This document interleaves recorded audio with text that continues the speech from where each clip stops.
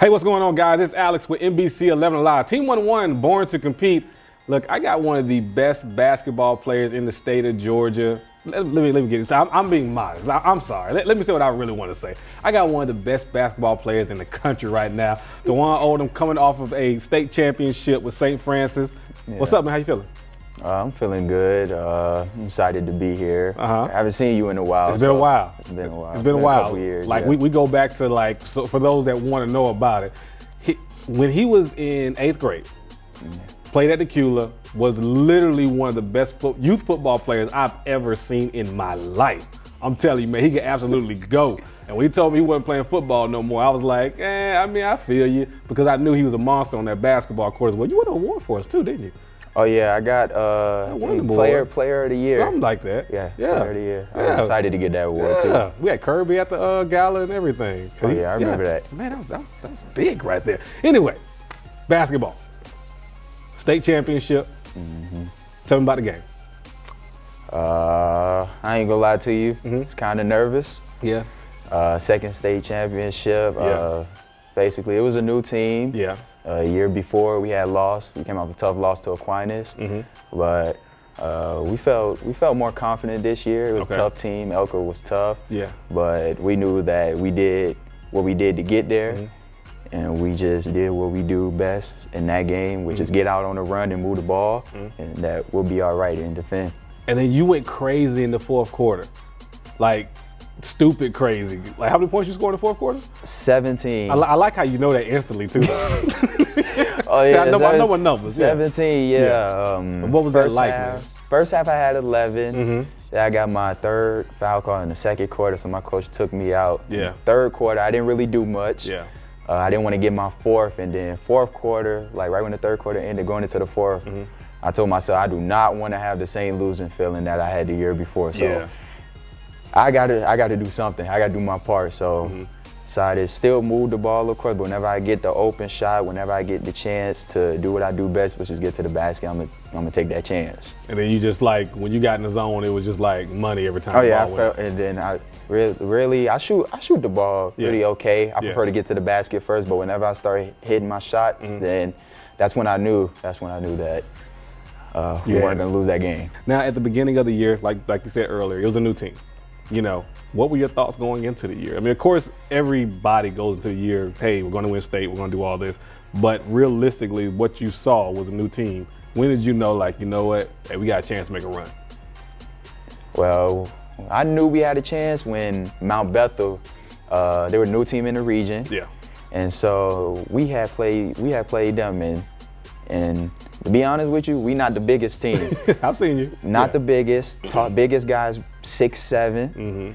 And so we actually beat a couple good teams. We beat Newton. We beat a team from Miami. I forgot the name. And we played Wheeler, Morgan County. We beat some really good teams in Mountain View.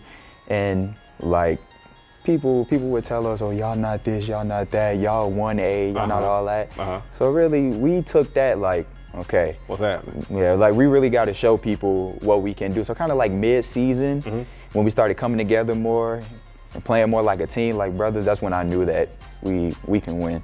All right, recruiting, let's talk it. You know, you go through your process. I'm sure you had a lot of schools, you know, knocking at your door and all that good stuff. And then you finally decided on Xavier in Ohio. It's cold. We talked about that earlier. It's cold up there. Snow. So what made you make that decision? Just tell me about the whole recruiting process, and then what made you make that decision with Xavier? Well, I had a lot of schools that offered me, but out of all the schools, I felt most comfortable with Xavier. Just the relationship that I had with the coaches. When I did my unofficial there, it just. When I went up there, it felt right. Gotcha. And then, like, I love the arena, the school in general. School-wise is perfect just for me. I feel like I could learn a lot there, but off the court, well, on the court, I feel like all four coaches, Coach Steele, Coach Jackson, Coach Johnson, and Coach Hayes, they want you to do good on and off the court, but they want you to do good in life. And the relationship that I grew with them, Like, we talk every day, and sometimes it's not even about basketball. Yeah. We talk about anything. I can talk about anything with those 4 guys. So once I knew, I thought to myself, if I want to spend 4 years anywhere at a college, it would be there. Going into next year, got some things I know you're excited about, but let's just talk about your game for a minute. You know, I know what type of player you are. You're a special player. I've watched you for a very long time, obviously. But what is that one thing you want to work on going into this summer, you know, spring and summer on the circuit that you're like really focused on? Like, I want to get this better. I want to, when I go in next season, I want to have this cleaned up a little bit. Oh yeah, well, for one, ball handling. Yeah. I'm a pretty good ball handler, but got to think about at the higher level, defenders get more up in you. Yeah, they do. So you got to be able to handle the pressure and handle the ball, and just getting better, being confident with my shot.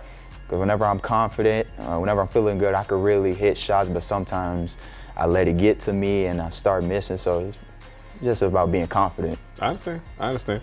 All right, man. Any shout outs you want to give or anything like that? Yeah, I want to give a shout out to Coach Dwon, Coach Slim, my brother Dwayne, my whole family, St. Francis, of course. Yeah. And just say thank you. All right, well, hey, man, there it is, man. You see why we've been around him for a long time. He's been a very special player at whatever sport it is he wants to play. So look, man, make sure when you go to the game next year, just sit in the front row, grab a seat, grab your popcorn, get you some soda, whatever it is that you drink, and enjoy the game because he's going to put on the show, man. So make sure you check him out, Dwon Odom at St. Francis, and make sure you check us out as well on Friday nights with Jeff Hulliger and the crew on Team 1-1, NBC 11 Live, and of course us, Born to Compete, the #1 segment in the country. Take care, guys. We're out.